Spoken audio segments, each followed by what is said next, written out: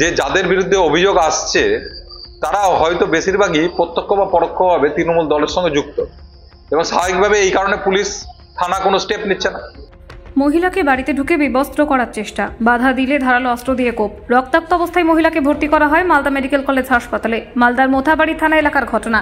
মহিলার মা থানায় অভিযোগ জানালেও অভিযুক্তকে গ্রেপ্তার করেনি পুলিশ বলে অভিযোগ। বাধ্য হয়ে মহিলা পুলিশ সুপারের দ্বারস্থ হয়েছেন। অভিযোগ উঠেছে ওই মহিলার এক আত্মীয় শেখ জাহেদুলের বিরুদ্ধে। ওই মহিলা জানান তিনি বাড়িতে একাই ছিলেন। সেই সময় প্রতিবেশী তথা তার এক আত্মীয় তার সঙ্গেই ঘটনা ঘটায়। গুরুতর আহত হয়ে যান তিনি। মালদা মেডিকেল কলেজ হাসপাতালে চিকিৎসাধীন ছিলেন। মোথাবাড়ি থানায় অভিযোগ জানানো হলেও কোনো ব্যবস্থা নেওয়া হয়নি। অভিযুক্তকে গ্রেপ্তার করেনি পুলিশ। বাধ্য হয়ে তিনি পুলিশ সুপারের দ্বারস্থ হয়েছেন। পুলিশের ভূমিকা নিয়ে শাসক দলকে তীব্র কটাক্ষ বিজেপির, পাল্টা বিজেপিকে কটাক্ষ তৃণমূলের। মালদা থেকে বিশ্বজিৎ মণ্ডলের রিপোর্ট।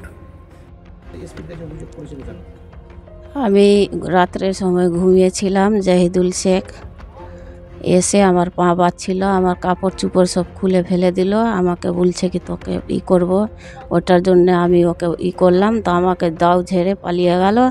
পালাবার পরে আমি ফের থানাতে অভিযোগ করলাম। পরে আবার ফের আমি হসপিটালে 8 দিন ভর্তিও ছিলাম। খারাপ কাজ করবে আমার সঙ্গে, বা জান থেকে মারার চেষ্টা করবে, বা খারাপ কাজ করবে। থানাতে অভিযোগ করেছি। না, ব্যবস্থা তো লাইনি। এসপির কাছে এসছি। আমার একটা করে দিতে হবে ওকে। না, আমার কেউ হয় না, এমনি আত্মীয়। গেল, ওকে খাওয়া দাওয়া সব ভালো করে করলো। রাত্রির সময় আমার মেয়েকে দড়ি দিয়ে বেঁধে আমার মেয়েকে যখন দাও নিয়ে কাটলো, তো আমার মেয়ে দেখছে যে আমার খুলে দিল, অলঙ্গ করে দিল। অলঙ্গ করে আমার মেয়েকে যখন আমার মেয়ে চিৎকার করলো, তো আমার মেয়েকে দা নিয়ে কেটে চলে গেল, পালিয়ে গেল। যখন পালিয়ে গেল, আমার মেয়ে ফের থানাতে আমি গেলাম। থানাতে সব কিছু বললাম। থানা আজ পর্যন্ত কোনো কিছু বললো না। এই জন্যে আমি এসপির কাছে আসলাম। এসপিকে বললাম যে আমার মেয়েকে যে এইভাবে কাটলো, আর আমার মেয়েকে অলঙ্ক করে, আর আমার মেয়েকে এইভাবে করে ও যে পালিয়ে গেল, আজ পর্যন্ত থানা জিজ্ঞাসা করছেন না। কে করলো? জাহিদুল করলো। কোন থানায় অভিযোগ করেছিলেন আপনি? মোথাবাড়ি থানা। কি চান আপনি এসপির কাছে? আপনি এসপির কাছে চাচ্ছি কি আমার মেয়েকে যে এইভাবে করলো, তো আপনার কি করলে ভালো হবে আমাকে করে দেন। বিচার চান?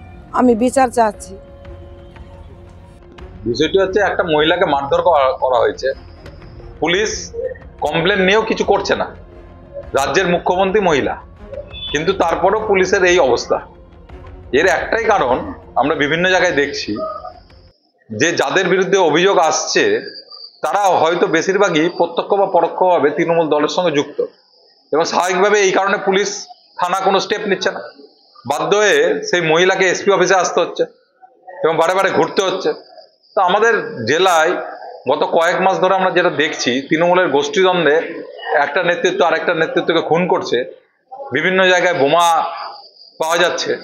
মানে সারা জেলার ল অ্যান্ড অর্ডারটা একবারে বিপর্যয় অবস্থার দিকে গেছে।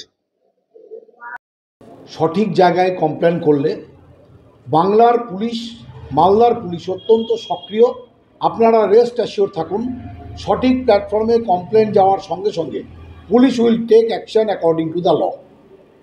আর বিজেপি কি অভিযোগ বলছে বা অভিযোগ করছে, এদের পার্টিটা হচ্ছে অভিযোগ পার্টি।